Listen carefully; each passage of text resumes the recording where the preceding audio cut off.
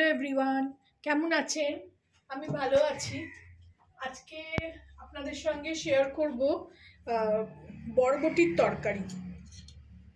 বড়ি দিয়ে করব।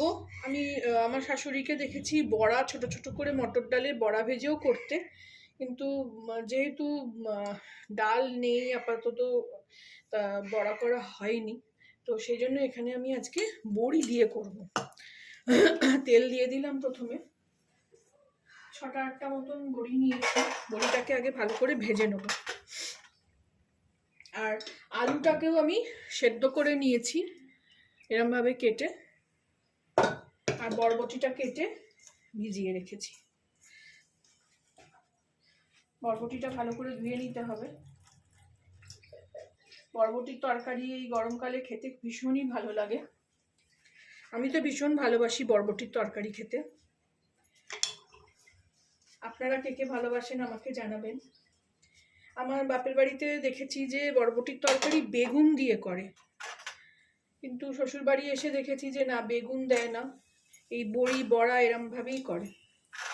এরমভাবে প্রথমে বড়িটাকে ভেজে নেব।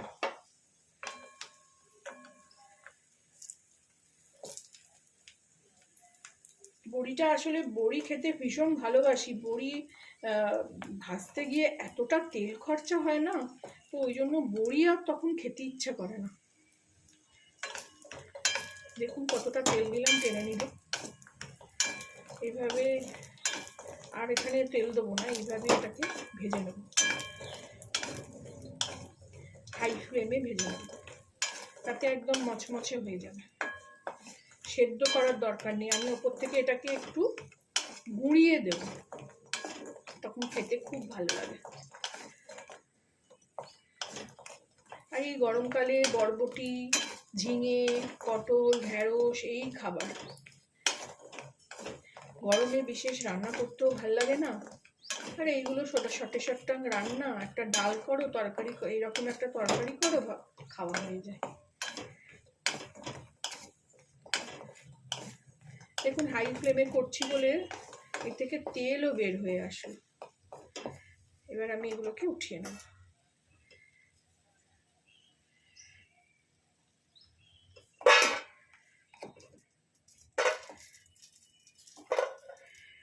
এর মধ্যে আমি একটু তেল দেবো, 1 পলা মতো।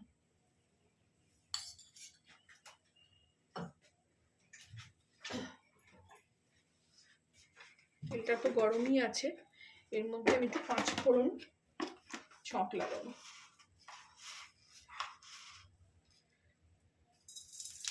এইসব তরকারিগুলো 5 ফোড়নে খেতে ভীষণ ভালো লাগে।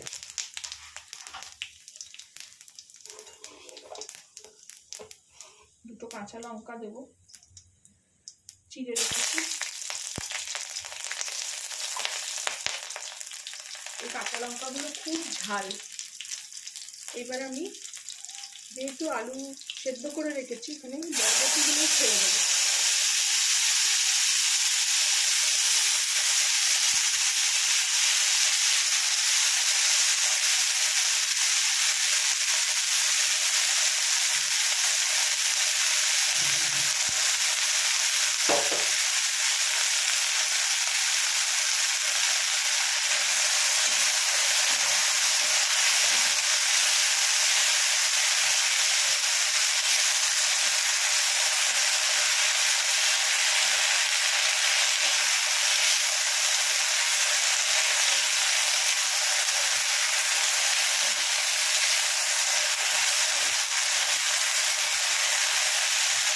এইবার আমি এতে আলুগুলোও দিয়ে দেবো।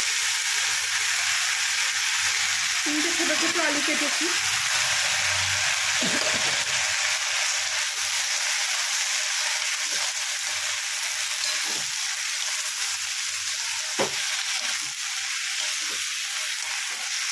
এইবার এতে আমি শুকনো গুঁড়ো মশলা একটু দিয়ে দেবো। গুঁড়ো মশলা তো আমি বিশেষ ইউজ করি না, হলুদ আর কাশ্মীরি লঙ্কার গুঁড়োটাই বেশি ইউজ করি।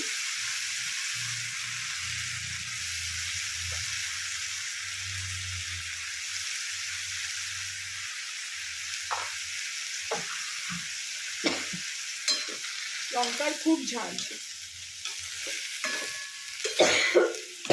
পারি।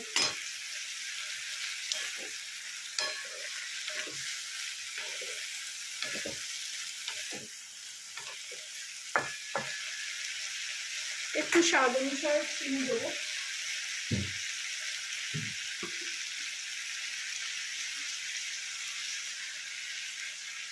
খুবই অল্প।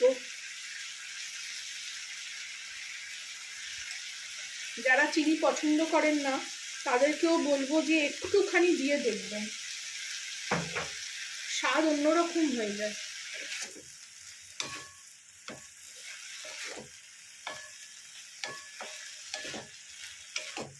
খুব ইজি রান্না, খুব সহজে হয়ে যায়।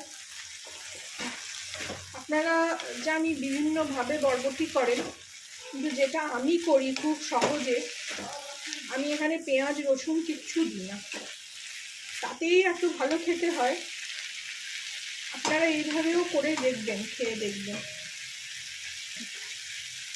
এতে আমি অল্প একটু টমেটো দেবো।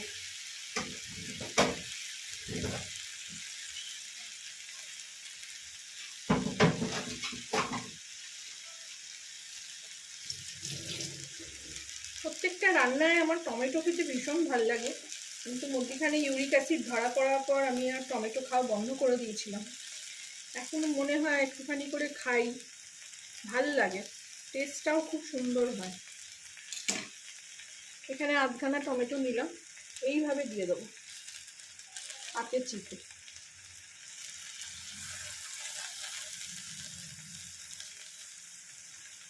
আর একটু হাত ধোয়া জল দেবো।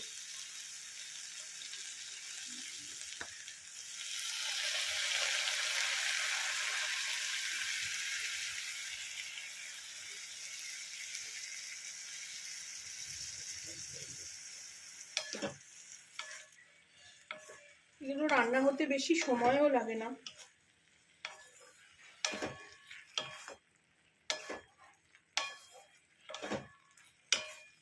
এবার এতে একটু স্বাদ মতো নুন দিয়ে দেবো।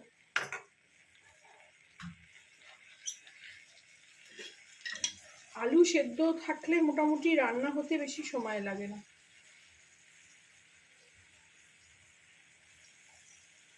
আলু ভাজতে, বড়ি ভাজতে বেশ তেল লাগে।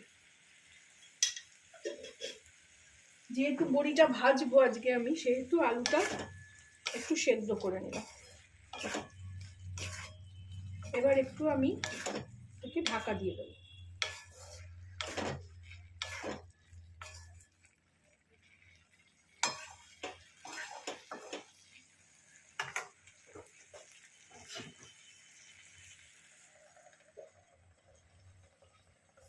ফিরে আসছি নেক্সট প্রসেসে।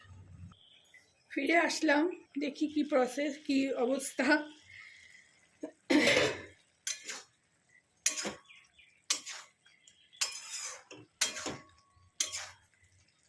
আলু তো অলরেডি সেদ্ধ, বরবটিও সেদ্ধ হয়ে গেছে।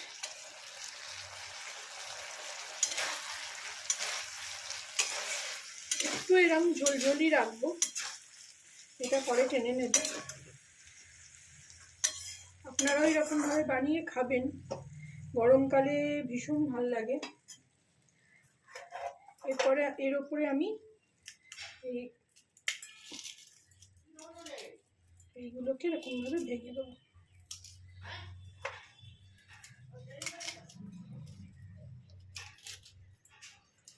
একটু বড় বড় থাকলে অসুবিধা নেই, ভালো লাগে মুখে পড়লে।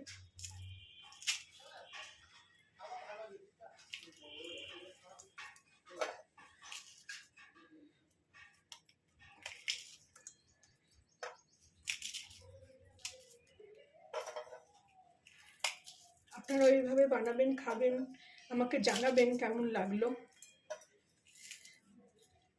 এটাকে এবার আমি সার্ভ করে নেব, মিলিয়েও নেবো, সার্ভ করে নেব।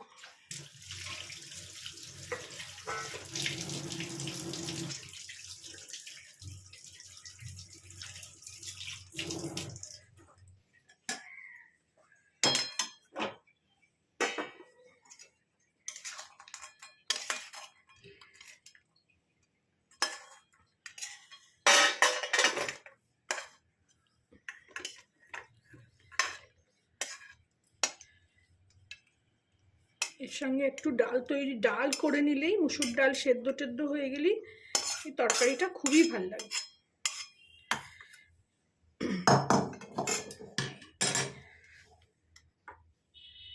রেডি টু ইট, খাবার জন্য তৈরি।